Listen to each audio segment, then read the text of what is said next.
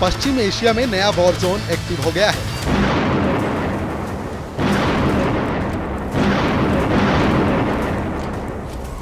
बमबारी शुरू हो चुकी है। फौजें एक दूसरे के खिलाफ युद्ध के लिए तैयार हैं। एक तरफ इजराइल है तो दूसरी तरफ जुलानी का सीरिया, जिसके ऊपर तुर्की का भी हाथ है और सऊदी अरब का भी साथ है। सीरिया की सड़कों पर इजराइल के खिलाफ नारेबाजी हो रही है। नेतन्याहू को धमकी दी जा रही है कि सीरिया की जमीन से इजराइल हट जाए, नहीं तो इजराइल को सबक सिखाया जाएगा। इस वक्त सीरिया में 3 जगहों की बुनियाद रखी जा रही है। पहला है ग्रेटर इजराइल, जो नेतन्याहू बनाना चाहते हैं। दूसरा है ऑटोमन साम्राज्य, जो एर्दोआन का ख्वाब है। और तीसरा है ग्रेटर अरब, जो जुलानी का जुनून माना जा रहा है।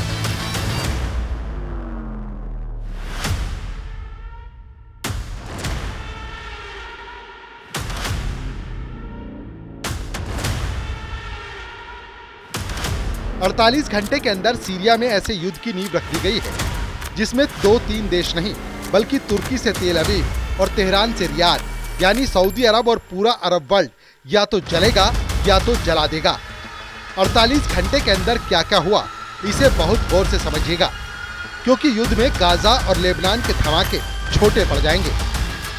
यही सबसे बड़ा डर सता रहा है। सबसे पहले नेतन्याहू ने कहा कि वो दक्षिण सीरिया में कोई और फौज बर्दाश्त नहीं करेंगे, यानी राजधानी दमिश्क तक बफर जोन बनाएंगे। इसके बाद सीरिया में जुलानी की हुकूमत में पहली बार इजराइल के खिलाफ लोग सड़कों पर आ गए, यानी मैसेज साफ है, इजराइल को सीरिया छोड़ना होगा। इसके बाद तुर्की के विदेश मंत्री हकान फिदान ने कहा कि इजराइल का विस्तारवादी एजेंडा नेतन्याहू के लिए आत्मघाती साबित होगा। वहीं तुर्की के विदेश मंत्री हकान फिदान ने कहा है, नेतन्याहू सरकार को ये आत्मघाती नीतियां छोड़ देनी चाहिए। अंतर्राष्ट्रीय समुदाय को फौरन दबाव डालना चाहिए। आपको लगेगा कि सब कुछ नियंत्रण में है, लेकिन एक वक्त अराजकता सामने आएगी। तुर्की से तेल अवीव के लिए वार्निंग बस पहुंची ही थी कि इजराइल के फाइटर जेट एक्टिव हुए, बम लोड किए जाने लगे। इजराइल के F-16 और F-15 लड़ाकू विमानों को बमबारी के मिशन के लिए तैयार किया गया और फिर इंतजार हुआ नेतन्याहू के ऑर्डर का। इजराइल के तेवर खतरनाक होते गए, लेकिन तभी सीरिया से ऐसी वार्निंग आई जिसे नेतन्याहू के गुस्से का लेवल एकदम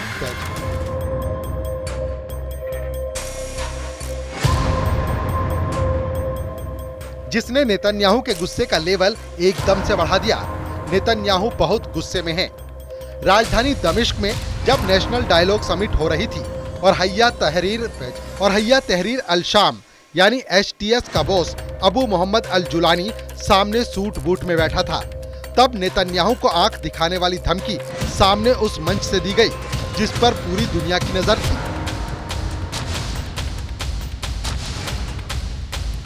सीरिया नेशनल डायलॉग के सदस्य हुदा अत्तासी का भी बयान सामने आया है, जहां उनका कहना है सीरिया में इजराइल की घुसपैठ की निंदा की गई है। जहां उनका कहना सीरिया में इजराइल की घुसपैठ की निंदा की गई है। इसे सीरिया की संप्रभुता का बड़ा उल्लंघन बताया गया है। इजराइल फौरन वापस लौटे। हम इजराइल के प्रधानमंत्री की भड़काने वाली बातों को खारिज करते हैं। अंतर्राष्ट्रीय समुदाय को दबाव बनाकर इजराइल के हमले रोकने चाहिए। साफ है, सीरिया में इजराइल को लेकर जो मूड सड़कों पर है, वही तेवर अब जुलानी सरकार दिखा रही है। ये मैसेज इजराइल बहुत जल्दी पहुंचा।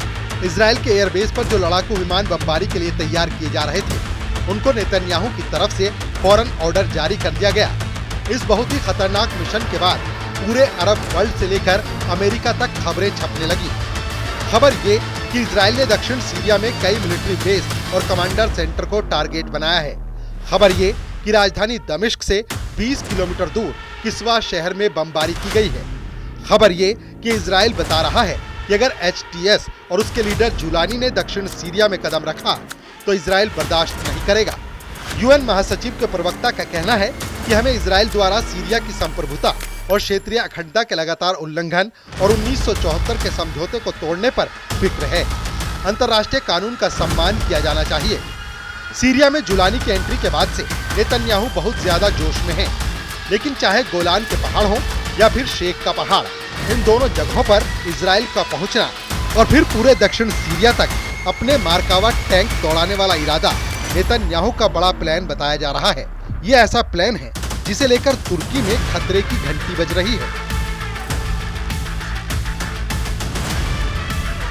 क्या ये ग्रेटर इजराइल बनाम ऑटोमन साम्राज्य की टक्कर है?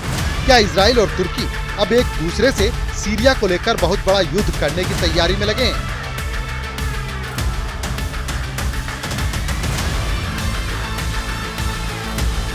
जिसमें एक तरफ ग्रेटर इजराइल और दूसरी तरफ ऑटोमन वाला सपना है। वहीं इनके जवाब में इजराइल के प्रधानमंत्री बेंयामिन नेतन्याहू का कहना है, सीरिया में किसी भी खतरे को खत्म करने के लिए इजराइल की सेना हरमन और बफर जोन में असीमित वक्त तक रहेगी।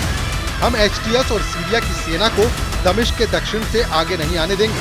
हम चाहते हैं कि दक्षिण सीरिया, कुनेत्रा, दारा और सुवेदा से सभी सेनाएं हट जाएं। सीरिया को लेकर हो रही तुर्की और इजराइल की टक्कर में एक नया ट्विस्ट आ गया है और इसकी वजह है सऊदी अरब, क्योंकि इस टक्कर में अब सबसे ताकतवर अरब देश कूद पड़ा है। सऊदी अरब के क्राउन प्रिंस मोहम्मद बिन सलमान ग्रेटर इजराइल और ओटोमन साम्राज्य वाली तकरार को समझ गए हैं। सऊदी अरब ने सीरिया में इजराइल की बमबारी को लेकर क्या कहा, बहुत गौर से देखिए। सलमान की सरकार ने कहा है कि इजराइल की बमबारी सीरिया को अस्थिर करने की कोशिश है। सीरिया पर हमला करके इजराइल ने अंतर्राष्ट्रीय कानून तोड़ा है। साफ है कि एर्दोगन के बाद अब मोहम्मद बिन सलमान भी नेतन्याहू को बता रहे हैं कि सऊदी अरब भी जुलानी के साथ खड़ा है और सीरिया पर इजराइल की मनमानी नहीं चलने दी जाएगी। सीरिया कैसे ग्रेटर इजराइल वाले प्लान का हिस्सा बन सकता है, इसका खतरा तब जताया गया जब दिसंबर के महीने में नेतन्याहू का एक वीडियो आया।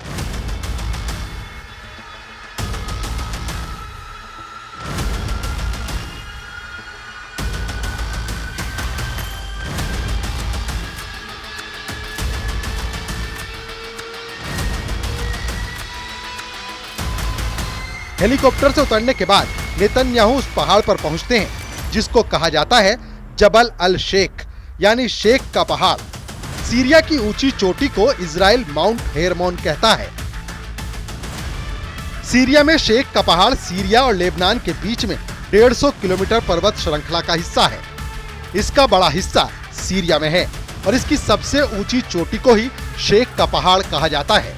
इसकी ऊंचाई 2814 मीटर है। ये पर्वत श्रृंखला दक्षिण में सीरिया की गोलान की पहाड़ियों से मिलती है, जहां इस वक्त बड़े हिस्से पर इजराइल ने कब्जा कर रखा है। नेतन्याहू की इन तस्वीरों को देखकर सबसे पहले ईरान का गुस्सा भड़का था और अब तुर्की के साथ साथ जुलानी का सिस्टम भी बेचैन हो गया है। वहीं एर्दोगन की सबसे बड़ी ख्वाहिश है कि अखंड तुर्की बनाया जाए, सीरिया के उन इलाकों पर कब्जा किया जाए जो ओटोमन साम्राज्य के दौरान उसकी जद में रहे हैं।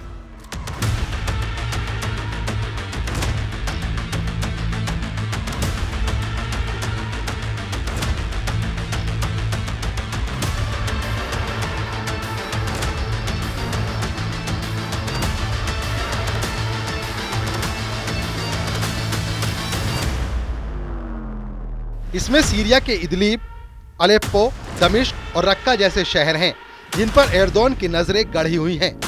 ये चारों शहर इस वक्त एर्दोगन के एजेंडे में हैं और लगता है कि सीरिया के इन शहरों के लिए तुर्की अब इजराइल के खिलाफ फिलिस्तीन वाला मोर्चा भी बंद करने के लिए तैयार है।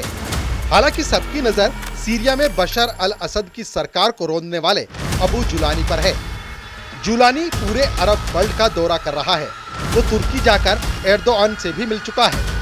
वहीं सीरिया के अंतरिम राष्ट्रपति अल जुलानी ने कहा, हम क्षेत्रीय सुरक्षा के लिए तुर्की के साथ मिलकर काम कर रहे हैं। हमने पूर्वोत्तर सीरिया में खतरे पर बात की है। हम चाहते हैं कि दक्षिण सीरिया से इजराइल हटे। इसके लिए अंतर्राष्ट्रीय दबाव हो और 1974 का समझौता लागू हो। शेख के पहाड़ पर नेतन्याहू का पहुंचना और अब दक्षिण सीरिया को बफर जोन बनाना, ये बात जुलानी के गले नहीं उतर रही। यही वजह है कि वो भी बता रहा है कि 1974 वाला समझौता तोड़कर इजराइल ने सीरिया में घुसपैठ की है। हालांकि नेतन्याहू अब ऐसे किसी भी करार को खारिज कर रहे हैं, क्योंकि बशर अल असद अब सीरिया की सत्ता से बाहर किए जा चुके हैं। सीरिया में संयुक्त राष्ट्र के विशेष दूत ने भी साफ किया, हमने गोलान में बस्तियों का विस्तार करने की इजरायली कैबिनेट की योजना की रिपोर्ट भी देखी है। इजराइल को कब्जे वाले सीरियाई गोलान में इजराइल की सभी गतिविधियां अवैध हैं। और फौरन बंद होनी चाहिए। सीरियाई संप्रभुता और क्षेत्रीय अखंडता पर हमले बंद होने चाहिए। इसमें कोई शक नहीं कि शेख के पहाड़ पर जब नेतन्याहू पहुंचे थे तब उन्होंने ग्रेटर इजराइल वाली सरहद नापनी शुरू कर दी थी। इसी वजह से इजराइल की नीयत पर सवाल उठने लगे। संयुक्त राष्ट्र के साथ साथ भारत का भी यही रुख है कि 2 स्टेट सॉल्यूशन के हिसाब से इजराइल को गोलान के पहाड़ों से अपना कब्जा हटाना होगा, जो सीरिया का हिस्सा है। लेकिन दूसरी तरफ जूलानी की वजह से तुर्की अब सीरिया में बहुत मजबूत हो चुका है, जबकि हिजबुल्लाह की सप्लाई लाइन कटने से ईरान की मुश्किलें बहुत ज्यादा बढ़ चुकी हैं।